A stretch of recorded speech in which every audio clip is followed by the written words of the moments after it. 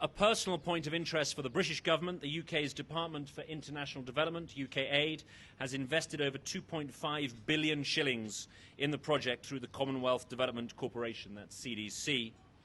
And this investment and that of partner UK companies sends a strong signal of the UK's commitment to Kenya's development and our confidence in its economic potential. Indeed, just last night, the Permanent Secretary at DFID was here in Kenya, Mark Lowcock, and had a superb panel discussion with Cabinet Secretary Amina Mohammed and some others at the Serena, talking about Kenya's economic takeoff and what more we all need to be doing, partners, investors, to accelerate that takeoff. And that overwhelming sense of optimism that we've all been talking about and feeling about this year, particularly with President Obama's visit, talk of entrepreneurship, of innovation, and I think retail being the thing that is sitting underneath us here, is really a very, very exciting part of that takeoff story. Sure, it's a fantastic day. It's a fantastic day for solar. It's a fantastic day for Kenya. We started talking about this project probably a year and a half ago in the conceptual stage, and it's key when you're the technical contractors to engage as early as possible in the design. Retrofitting a solar system is a lot more difficult than actually sort of building it as part of the main shopping mall. And we started speaking to the clients about maximizing the use of the roof space, which was just going to be carports, and obviously with the solar carport you're providing weather protection for vehicles, as well as providing solar electricity, which can be pumped straight into the shopping mall here. So it's pretty, I suppose, innovative approach using carports. Is this one of the first time this has been done in Africa? Yeah, so this solar carport is actually the largest solar carport in Africa. And it works really well for urban areas which are quite built up, where you don't necessarily have the ground space to install large solar systems. And it makes use of roof space where you can actually add protection for the cars and add a power generation source for your business. And are there other places like this throughout? Has it been taken as an example from other parts of the world? Sure. So the technology is mature. I mean, a lot of the solar carports in the world now are in the States and in Western Europe. So it's not a new technology. It's a new technology for sub-Saharan Africa, but it is tried and tested. I mean, there's challenges. Main challenge is the mindset, really. The solar uptake has been slower than we imagined. I mean, obviously it makes sense. We're at the equator. We've got fantastic irradiation. We installed a 1 megawatt plant in Kericho for Changoi Farm last year. They've already had 30% taken off their power bills year on year. So the savings are clear to see. There's probably about 3.5 megawatts of solar installed in the whole of Kenya at the moment. We've installed 60% of that. So it is growing. It's not growing as exponentially as we initially imagined, but there is a growing buzz around solar at this scale. Just my last question. And why is it that it's seen a slower uptake than what was expected? I think traditionally solar in Kenya was viewed as small scale, quite expensive, poorly maintained, and battery system, none of which we're producing now. We don't have any battery storage. What is produced is fed directly into the shopping mall. And so I think it's changing the mindset which was previously here. And spending time with the ministry, Kenya Power, and the regulator, and demonstrating that solar works. Solar is good for the planet, and commercially it's fantastic for a business. So we are seeing changes.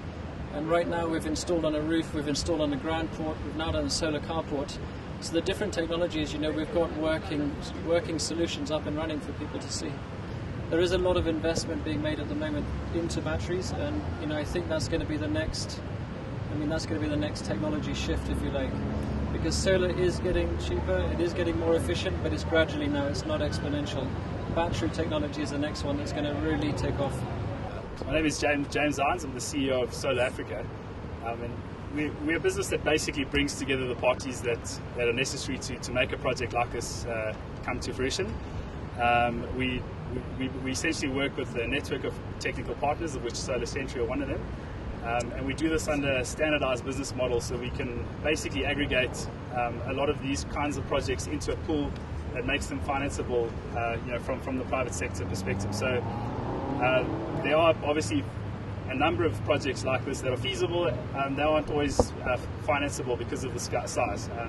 Particularly private sector financiers don't necessarily want to get involved in smaller projects like this, and in aggregation it makes sense for funders to get involved. So our business model is built around creating that standardized platform where we can plug in a lot of technical contractors, so it's not an exclusive arrangement at all with Solar Century. They're one of our partners, and to be able to plug in the financing that can make projects like this come to fruition. So the actual deal terms are obviously confidential, but there is a component here that's it's a diesel hybrid system. So there's a diesel hybrid component. There's also the carport structure, which makes it slightly more expensive than the average system. But overall, Axis will eventually have a system that will produce a fairly large minority share of their daytime power in future at no cost. So certainly over the long run, it's an economic saving for them all. So Cross-Boundary Energy are our investment partners on South Africa. So they've raised a fund of about $25 million, which we will collectively be deploying in other rooftop solar projects in East Africa over the next 12 months. So this is one of the first and largest assets which will go into the fund. On that basis, we've managed to attract additional financing for a number of other projects. I think it's really important for us to have something that can put theory into practice. So this project has allowed us to take a lot of our partners and projects, to pull them over the line, to be able to show them here's a working project of what financing can do for solar in particularly East Africa. I mean, I think primarily it's the solution that we're trying to solve, and that's financing. So these systems like this, about 90% of the life cycle costs are in the purchase price. So there's a huge upfront price that businesses have to get past in terms of committing to a solar project, and without the kind of financing plans that we potentially would like to offer to commercial and industrial power users, it's very hard for them to actually commit to a solar project. So we'd like to think that hopefully the platform is a solution to some of these problems, and that solar would be potentially become mainstream in terms of its usage, and that a lot of these companies can become both energy producers and energy consumers, which is their goal. Thank you, guys. We want to ensure that in the next 2 to 3 years, we have been able to power most of Kenyans with electricity. And we are targeting grid electricity, that is extension of the existing grid system, to power all homes in the country. At the same time, we are complementing that with off-grid solar, wind, biomass, and other systems that can be applied in areas which are very far from the grid, and where we also want to create a benefit for those people, even as we work towards extending the grid system to those areas. And when you need to complement this solar power with the grid power, then you'll be able to utilize that power from the grid. So in a way, getting the best of both worlds, being able to sell power and being able to reduce the power that you are buying from the off-taker. We would want to disclose that our renewable energy uptake in our system is quite huge. In terms of energy consumption, we are currently consuming about 90% of our energy from renewable sources. That is to say, although we do have quite some generators using thermal energy or driven by fossil fuels, the utilization factor is quite low. We maximize on utilizing geothermal, hydro, which we have in huge quantities, and also a bit of wind, a bit of solar in the off-grid areas.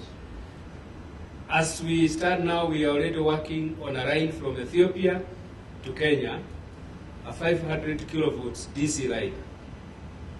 When we interconnect Kenya and Tanzania, we will now be able to interconnect the Eastern Africa Power Pool and the Southern Africa Power Pool. Because the line to Tanzania extends to Zambia and to the rest of the countries in the Southern African Power Pool. That is very phenomenal, even to the continued growth of such systems. Africa has huge potential of renewable energy. I'm aware that if we were able to tap the hydro power potential in DRC, we would be able to electrify the entire Africa continent. There you go. There you go. There you go. The cake is cut and the solar carport is launched. Can we clap?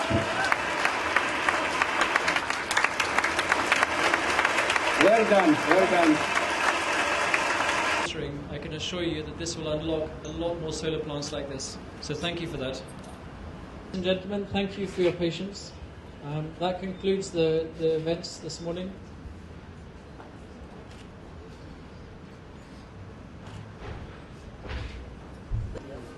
This event has been hosted by Solar Africa, the financiers of the solar carport, and Solar Century, the TAFE, for solar and for Kenya.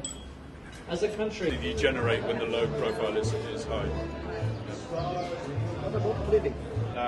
We would recommend cleaning about every 2 months, and we need to integrate that into the maintenance program for building 58 kilowatts. So right now, if I look at this inverter is generating 3 kilowatts. If I look on the side, it's a 12 kilowatt unit, so it's generating about 25% of the peak power that it could generate under a bright, clear, sunny sky, the number. But it's actually just gone down. Each one of these breakers is connected to a single inverter, and then this breaker would disconnect a bank of the 4 inverters.